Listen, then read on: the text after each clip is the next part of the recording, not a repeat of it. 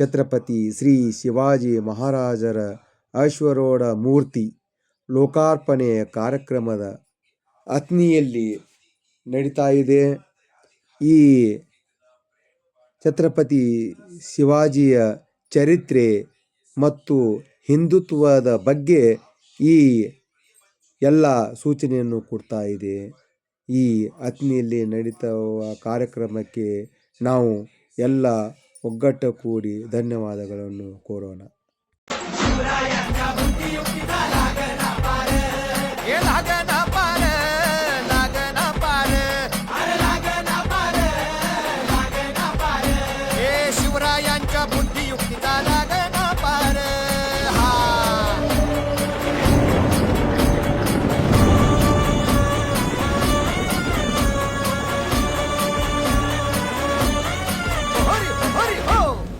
काय सांगता नाही? अरे मग काय गड्या हो, क्यो बसला हाय ना गनीम येढा मांडून आलंय आणि मुघलांनी नजर वाकडी.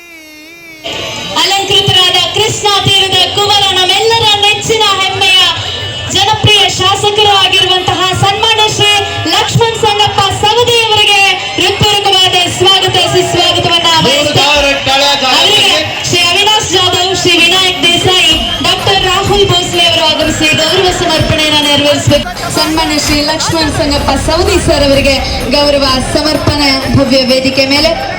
प्रत्येक अथणीकरांच्या मनामनामध्ये विराजमान असणारं नाव, प्रत्येकाच्या हृदय कमलावरती विराजमान असणारं नाव म्हणजेच सन्माननीय माजी उपमुख्यमंत्री विद्यमान नामदार माननीय लक्ष्मणजी सवदी साहेब यांचा सन्मान आणि सत्कार या ठिकाणी संपन्न होतोय.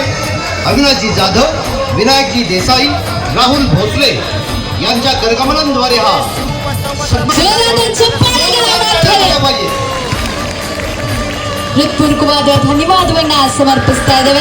ಹಾಗೂ ಒಂದು ವಿಶೇಷ ಸನ್ಮಾನ ಛತ್ರಪತಿ ಶಿವಾಜಿ ಮಹಾರಾಜ ಕಿ ಜೈ, ಛತ್ರಪತಿ ಧರ್ಮವೀರ ಸಂಭಾಜಿ ಮಹಾರಾಜ ಕಿ ಜೈ. ಹಿಂದೂ ಹುಲಿ ಅಂತಾನೆ ಖ್ಯಾತಿಯನ್ನ ಪಡೆದಿರುವಂತಹ ನಮ್ಮ ನಿಮ್ಮೆಲ್ಲರ ನೆಚ್ಚಿನ ವಿಜಯಪುರದ ಶಾಸಕರಾಗಿರುವಂತಹ ಬಸನಗೌಡ ಪಾಟೀಲ್ ಯತ್ನಾಳ್ ಸರ್ ಅವರಿಗೆ ಹೃತ್ಪೂರ್ವಕವಾದ ಧನ್ಯವಾದವನ್ನ ಸಮರ್ಪಿಸಿ